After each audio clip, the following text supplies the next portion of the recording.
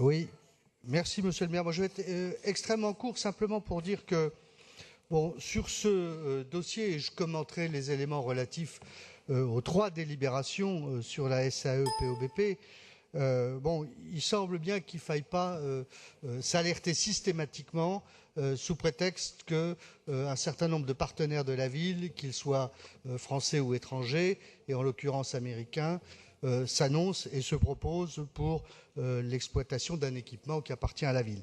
En l'occurrence, tel qu'il ressort des conclusions du projet de cession départ de la Caisse des dépôts et consignations, qui pourrait être prise par AEG, la cession des 10% d'actions de la Caisse des dépôts, qui en détient déjà 32%, ne conférerait pas de droits supplémentaires à AEG en conseil d'administration.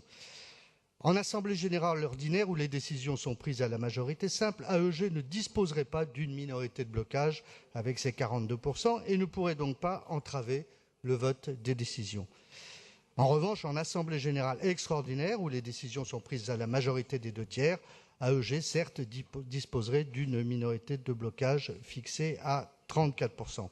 Alors, bon, pour rappel, les décisions prises en assemblée générale extraordinaire sont principalement statutaires et donc peuvent concerner l'extension ou la restriction de l'objet social, le changement de dénomination, le transfert de siège social, soit la dissolution anticipée. Mais ces modifications ont un caractère exceptionnel, il faut bien le dire. La gestion et la direction de la société restent assurées par le conseil d'administration et la direction générale, c'est-à-dire le conseil d'administration et direction générale où la ville de Paris est totalement maître de la situation. Et dans tous les cas de figure, la ville dispose de tous les moyens juridiques de contrôle pour prendre et faire respecter toute obligation nécessaire, toute disposition régulière sur les usages du POBP, que ce soit sa vocation culturelle qui demeure, sa vocation sportive qui est essentielle, sa vocation musicale bien sûr et sa programmation aussi.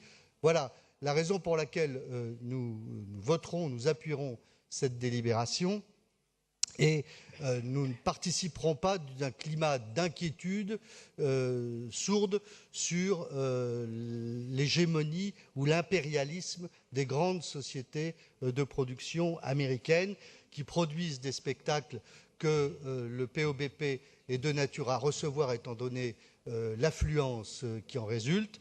Et à partir de là, si les producteurs français inquiets par rapport à cette montée en puissance d'un partenaire américain dans une instance de programmation des spectacles à Paris veulent bien regarder avec la ville de Paris, avec les partenaires politiques et culturels de la ville, comment organiser, favoriser, faire une meilleure promotion des spectacles et des producteurs français. Pourquoi pas?